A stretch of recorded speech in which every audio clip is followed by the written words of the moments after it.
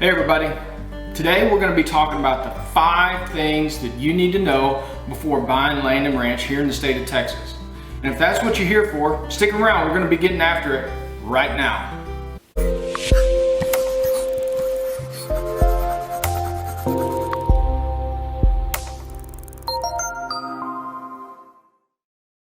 Hey, I'm Kerry Fletcher, land and ranch specialist right here in the great state of Texas and part of MIMS Group Land and Ranch. So this channel, if you're new to it, is anything and everything about what you need to know about the land and ranch lifestyle, the economics, the do's, the don'ts, the pros, the cons, the hunting, the fishing, the camping, the building, the fencing, the tractor, the get away from it all, yet still need to be connected to it all. This is the channel for you. Hit that subscribe button, ring that bell, that way you're notified every time we put out a new video. So whenever you decide that, hey, this is the life for me, this is something that I've been wanting to do and I'm ready to jump in with both feet, give us a call, send us a text message, shoot us an email, heck, if you want to, send us a note via Pony Express, we don't care. Whichever way you want to get in contact with us, we've got your back when finding that little piece of heaven for you and your family.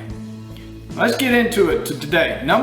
We got 5 things we're going to be covering. And y'all forgive me. I got my little notes here. I got a good brain, but not enough to remember everything that we're going to be covering today. Now you're going to want to stick around because the last one is going to be the one that's the least obvious. The most it'll be like, I should have known that. You're going to want to stick around to the end. But let's get into the first things first. Land and ranch equals work. It doesn't matter whether you're looking for a weekend getaway, if you're looking for living in the lifestyle full time, it's going to require, land and ranch is going to require maintenance. Maintenance, even if you don't want to improve it, if you just want to keep it at the value that you bought it at, it's going to require a lot of maintenance. Let me give you some examples here. Mesquite and cedar. These are like, have you ever heard the phrase growing like a bad weed? Well, these things grow like a bad weed. If you or somebody that you hire isn't out there on top of it, walking the dirt, walking the land, checking for new growth, digging it up, and you can't just, with mesquites, you can't just cut them off, like you can other trees, and then they'll die. Oh no, these are like super weeds. You have to cut them off, dig them up, then you have to kind of treat or kill the roots. If not, what happens is they just grow. They spread out, and then rather than having a tree that's easy and obvious to see, you have this thing that spreads out on the ground and will put out needles and will hurt you, your animals, your ATVs, your equipment. It's just a nightmare once they start spreading. And also, a little less known than the mesquite tree is the cedar brush or the cedar trees.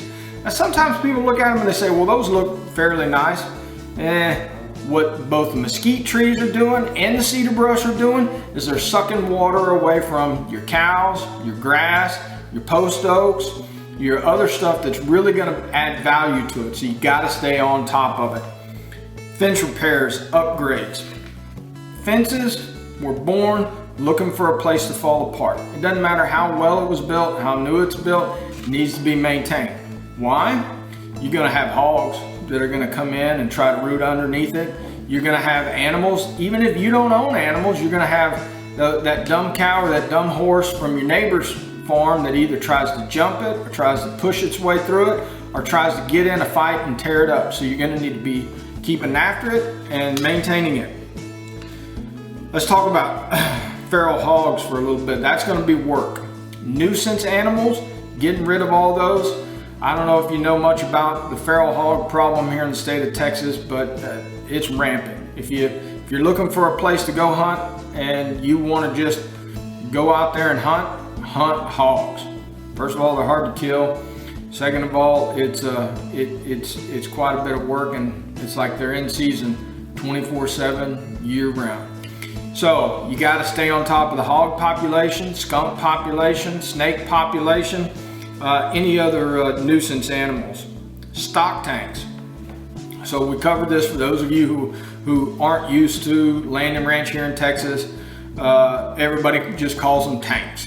Okay, what that is, a tank is just a man-made pond. Ponds don't form naturally. here in the state of Texas very often. It's very, very rare. There's a lot of dry bed creeks, there's a lot of creeks, there's a lot of waterways. And then what you have to do is you have to dig those. They're man-made, and they were originally called stock tanks, or tanks for the stock animals to drink out of. Well, those require maintenance. Dams burst, they get filled up with silt, and so you'll see them that over time they'll fill up. So you have to clean those things out. You got to repair the dam. Weed control. So you got some good grassland, or you want to have some good grassland. It doesn't take very long at all before weeds can really start to overgrow it. And talking about weeds will get into and cover and destroy a fence. Some of those vine, Mustang grapes, dewberries, you name it, those thorny, viney bushes get up in your fence and can really just cover it up.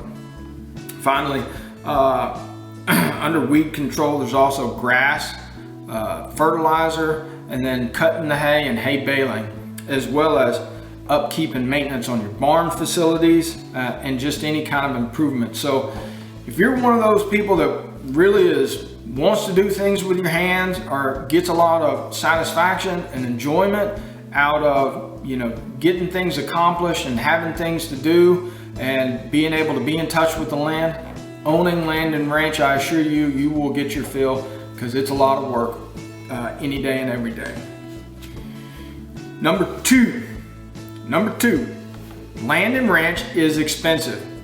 One of the sayings I've always heard is the best way to be rich owning land and ranch is to start out richer, or best way to be a millionaire land and ranch owner is to start out a billionaire.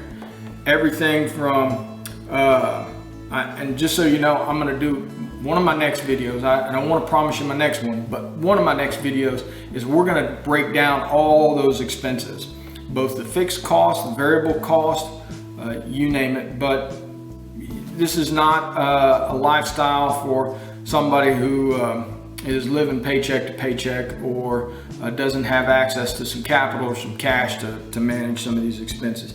You got everything from digging your own utilities, wells, septic, electricity, propane. You've got equipment that you're going to need: truck, an animal trailer, like something to haul some cattle or some horse in, plus maybe even an equipment trailer, something to haul your tractor. And that's another thing, you're going to need some sort of tractor, some sort of ATV to get around, and those things can add up. And then animals. My grandfather used to say there was one price he'd give you for a horse, and that was $1. It didn't matter if you rode up on it or you drug it up dead, he'd give you $1 for it. And that's because one of the most expensive things known to man is a free animal. That means you got feed costs, you've got vet bills, and just so you know, out here vets don't do many house calls, right? Especially for small land and ranch. So unless you got a whole day's worth of work that they can budget in and schedule, you're looking at loading up that horse, loading up that cow, loading up that whatever, and taking it down to the vet. And vet bills are expensive. Then feed, transportation. So land and ranch is expensive. It's fun. Oh my gosh, it's fun. But you're investing in a unique lifestyle. It's hard to generate cash. So we're talking about, number 3, and it's going to dovetail from expensive to thing you need to know. It's hard to generate cash off of land and ranch, but that does not in any way, shape, form, or fashion mean that this is not a good long-term investment.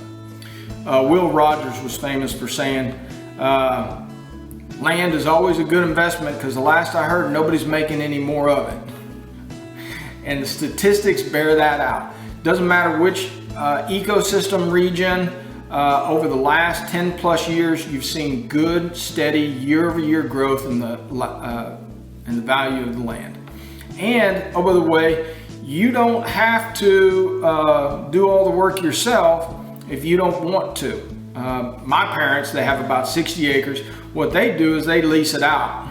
And now they don't generate a whole lot of cash off of it, for that lease. Guy runs the cattle off of it, but in that agreement, the person who's leasing it from him has agreed to do all those maintenance stuff like the weed control, the fertilizing, the fence improvements.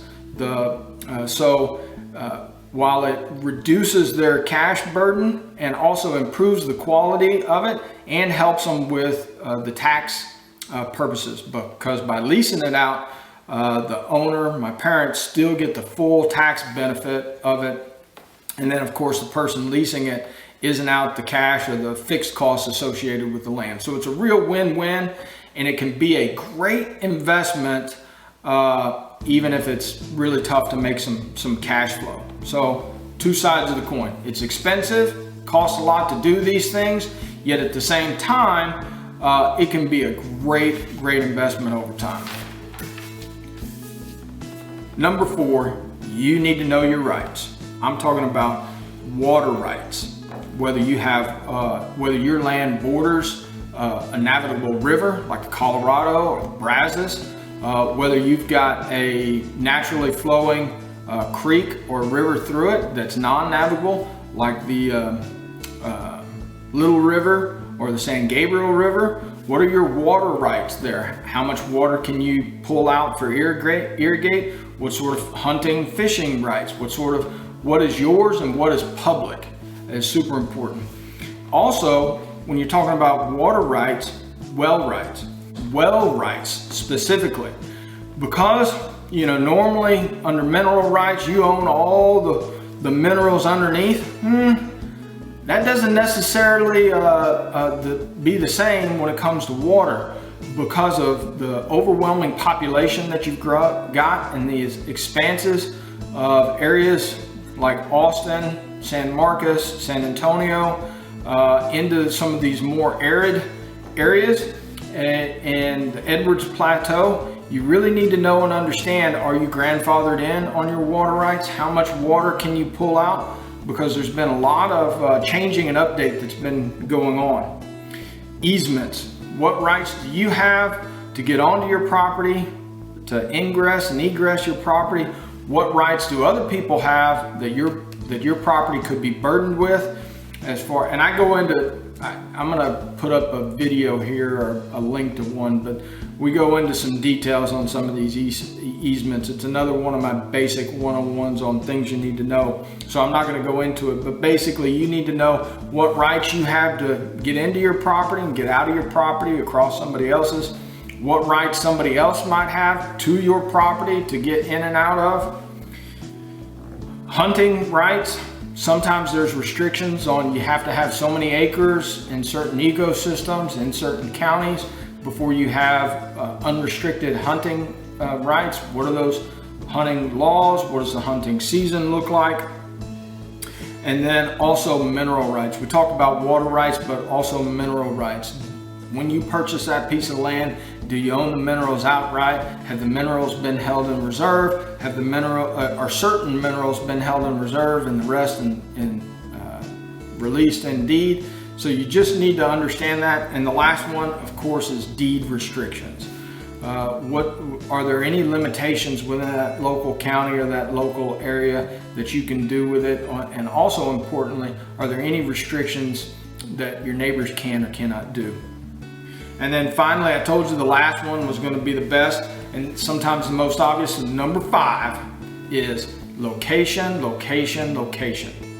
A lot of people have heard people say that, real estate agents talking about location, location, location. Let me talk about what it means here. How far do you have to travel for food, for help, for services? Now, it may seem all nice that, oh, I want to go out and I just want to be in the middle of nowhere, nobody around me. Well, that's all fine and dandy until you need some groceries. And then it's a trip in and then you forget, oh yeah, I need this or that. Or somebody gets hurt and you need somebody to come out, or you need a neighbor for help. So knowing and understanding, yeah, you're out there, you're living your life, but how far do I have to go? Where is my help? Where's my support network? Also, key thing in location is what are the different ecosystems? So some of these, so Texas has some basic ecosystems that are around. There's about 7 of them. And what I'm gonna do is down in the comments section or down in the description, I'm gonna send you, I'm gonna let you have 2 links. One is gonna be to the map of what are the basics. I think there's about 7, 8 of them kind of broken out to. And then there's another link that I'm going to put down there, call it, that really is a great interactive map. I think they call it TEAMS, Texas Environmental Assessment Management Service, something like that. And it is high speed. And that way you can go down into the individual property areas and really see what does that ecosystem look like. And what's that going to drive? That ecosystem is going to drive the potential for hogs on your land, the potential for deer, the type of farming or ranching you can do, the type of animals that you can raise there. It's really what drives everything about the value and the purpose of your land. And so not only am I going to send you the stuff down in the description, but also I'm going to be doing a follow-up video that's going to do a deep dive. It's going to do a description of all the different basic ones. And then we're going to go in and play around on the TEAMS website so you can get a good understanding of what that tool looks like and how you can use it as you're making those decisions. Well, hey, I appreciate everybody sticking around to this point. We covered some 5 basic things. And look, if you haven't hit that subscribe button yet, if you haven't hit that like button, go ahead and take the time to do it. Also, if you liked it, if you hated it, if you liked the hat, didn't like the hat, if you like this video, be sure and leave me some feedback in the comment section. And then last thing, if you're ready to go, you're ready to come on in and jump in with both feet, give us a call, send us that text message, send us that email, and then heck, send us that note via Pony Express. We're excited to hear from you and we can't wait. Hope you have a great day.